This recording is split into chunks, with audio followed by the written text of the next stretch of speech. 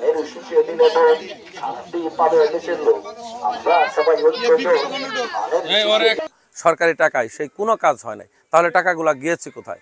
এই টাকাগুলো আওয়ামী লীগের লোকজন তারা লুটপাট করে প্রজেক্ট দেখিয়ে তারা খেয়ে ফেলেছে, আসলে কাজগুলো হয় নাই। আপনাকে ধন্যবাদ। আপনি ইতিমধ্যে দেখেছেন যে আমরা প্রতিটি বাড়ি বাড়ি প্রতিটি ঘরে ঘরে আমরা গণসংযোগ করছি, ধানের শীষের ভোট প্রার্থনা করছি। আমাদের নেত্রী দেশনেত্রী বেগম খালেদা যে অসুস্থ, তার সুস্থতার জন্য দোয়া প্রার্থনা করছি।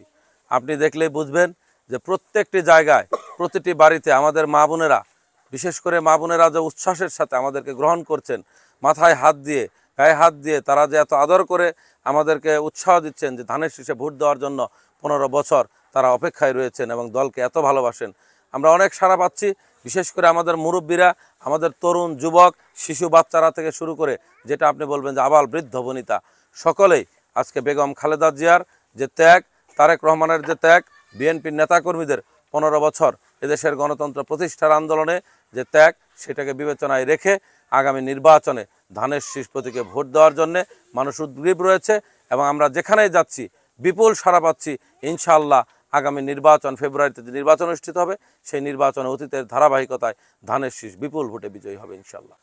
আসলে সেটা তো কি ধরনের কাজ করব, সেটার যে অবস্থা, মানে ঘাটাইলের বর্তমান অবস্থা হচ্ছে সর্বাঙ্গে ব্যথা ওষুধ দেব কোথায়, এরকম একটা অবস্থা যে সকল ক্ষেত্রেই কাজ করতে হবে। এই যে ঘুরতেছি প্রত্যেকটি এলাকায় রাস্তাঘাটের অবর্ণনীয় খারাপ অবস্থা, মানুষের ড্রেনেজ ব্যবস্থার খারাপ অবস্থা, ময়লা পয় নিষ্কাশনের অবস্থার খারাপ অবস্থা, বাচ্চাদের স্কুলে যাওয়ার অবস্থা খারাপ। সব বিষয় নিয়েই আমি মনে করি একটা সামগ্রিক পরিকল্পনা গ্রহণ করতে হবে সামগ্রিক উন্নয়নের জন্য। তো আমি সর্বপ্রথম যে কাজটি করার চেষ্টা করব সেটা হচ্ছে যে আমাদের রাস্তাঘাটের উন্নয়ন, ব্রিজ কালভার্টের উন্নয়ন, এটাই সর্বপ্রথম।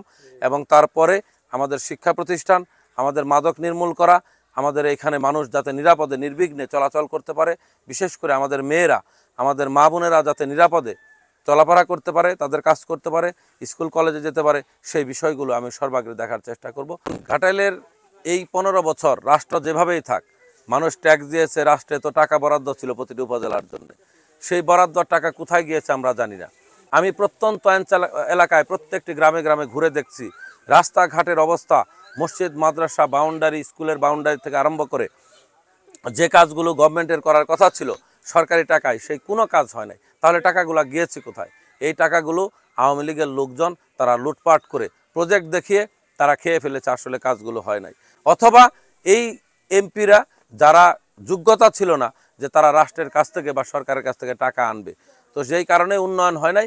আমি চেষ্টা করব যে সামগ্রিক সকল ব্যবস্থাকে সামনে রেখেই একটা দ্রুত সরকারের সকল পর্যায়ে যোগাযোগ করে আল্লাহর রহমতে বিএনপি যদি রাষ্ট্র ক্ষমতায় আসে, আমি যদি ঘাটাইলের মানুষের ভোটে ধানের শীষ প্রতীক নিয়ে নির্বাচিত হতে পারি, ইনশাআল্লাহ অন্য সকল এলাকার চেয়ে অনেক বেশি বরাদ্দ এনে আমি এই কাজগুলো দ্রুত সম্ভব করার চেষ্টা করব।